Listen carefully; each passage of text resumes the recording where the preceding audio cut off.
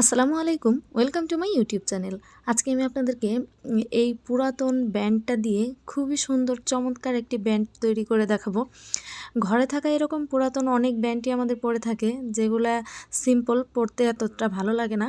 সেই ব্যান্ডটাই আপনারা চাইলেই এরকম সুন্দর ডিজাইন তৈরি করে নিতে পারেন।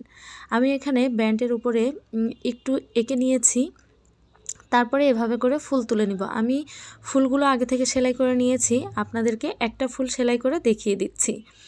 এভাবে করে সাইড দিয়ে পাতা সেলাই করে নিয়েছি আর অনেকগুলো ফুল সেলাই করে নিয়েছি। এখানে আমি একটা সুতা নিয়ে নিচ্ছি, সুতাটাকে আমি গিট দিব না, এমনিতেই এভাবে করে একটা সাইড থেকে তুলে নিব। একটু দূর থেকে সুতাটাকে এভাবে করে তুলে নিব, তারপরে আমি ফুলটাকে সেলাই করে নিব। প্রথমে সুইটা এভাবে ধরে এভাবে করে সুতাটা দিয়ে গিট দিয়ে নিব।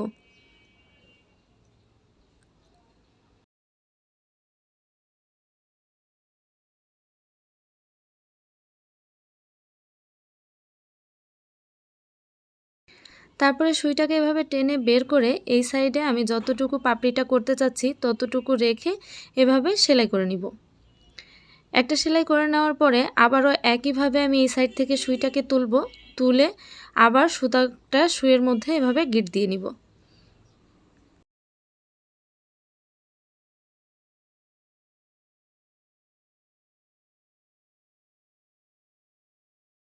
যতটুকু পাপড়ি প্রয়োজন ততটুকু এভাবে সুতাটাকে গিট দিয়ে দিয়ে নিয়ে তারপরে সুইটা তুলে নিতে হবে।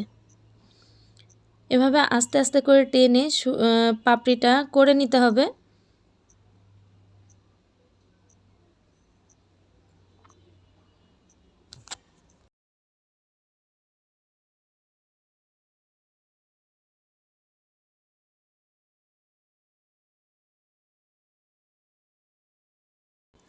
তারপরে আমি আরও একটা পাপড়ি এভাবে করেই করে নিব।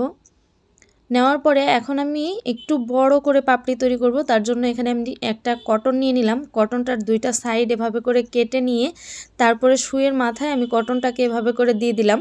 দিয়ে তারপরে একইভাবে গিট দিয়ে নিচ্ছি, তাতে আমার পাপড়িগুলো একটু বড় হবে। ভিডিওটা যদি আপনাদের কাছে ভালো লেগে থাকে তাহলে লাইক করবেন, কমেন্ট করে জানাবেন কেমন লাগলো এবং আমার চ্যানেলটা সাবস্ক্রাইব করে পাশের বেল আইকনটি অল ক্লিক করে রাখবেন, যাতে আমি কোনো নতুন ভিডিও ছাড়ার সাথে সাথে নোটিফিকেশনটি আপনাদের কাছে পৌঁছে যায়।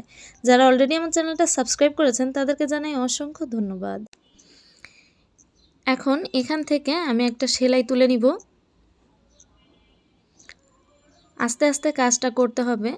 দেখতে পাচ্ছেন এই পাপড়িটা কিন্তু আগের পাপড়ি থেকে অনেকটা বড় হয়েছে। এভাবে করে আমি আরও পাপড়িগুলো তৈরি করে নিব। আবারও কটনটাকে আমি এভাবে করে দিয়ে একইভাবে পাপড়িগুলো তৈরি করে নিচ্ছি।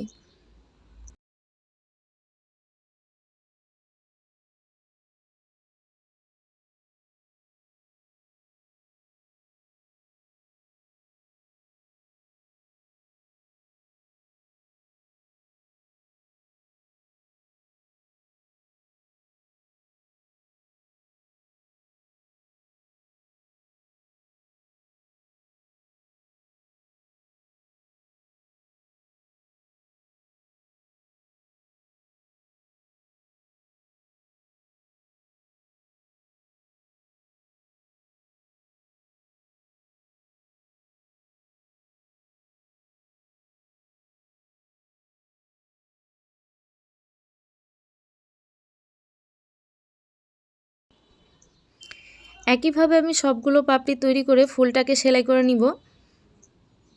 আপনারা চাইলে এরকম ঘরে থাকা পুরাতন ব্যান্ডে এরকম ফুল তুলে নিতে পারেন, না হলে কাপড়ের উপরে কিন্তু আপনারা ডিজাইনটা তৈরি করে তারপরে ব্যান্ডের উপরে সেলাই করে নিতে পারেন। আপনারা যদি সেই রকম ভিডিও দেখতে চান আমার কাছে, যে কাপড় দিয়ে কিভাবে ব্যান্ডের উপরে এভাবে করে ডিজাইন তুলব, তাহলে আমাকে কমেন্ট করে জানাবেন, আমি আপনাদেরকে সেই রকম ডিজাইন তৈরি করে দেখিয়ে দিব।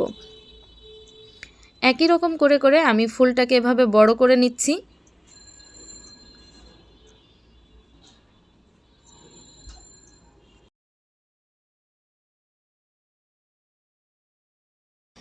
এভাবে ফুলটা যখন সম্পূর্ণ হয়ে যাবে তখন আমি একটু দূরে সুইটা তুলে নিব।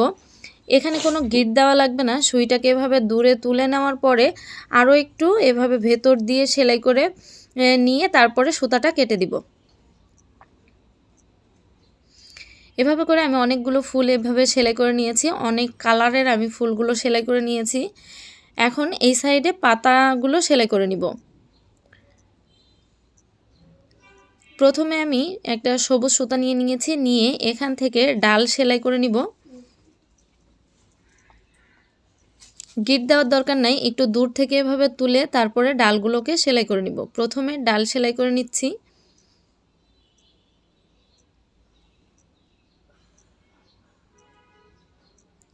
এভাবে করে যেভাবে এঁকে নিব সেভাবে করে প্রথমে ডালগুলোকে সেলাই করে নিতে হবে। তারপরে সাইড দিয়ে যে পাতাগুলো আছে সেই পাতাগুলোকে সেলাই করে নিব। আমি সব ডালগুলো সেলাই করে নিয়েছি, এখন পাতাগুলোকে সেলাই করে নিচ্ছি।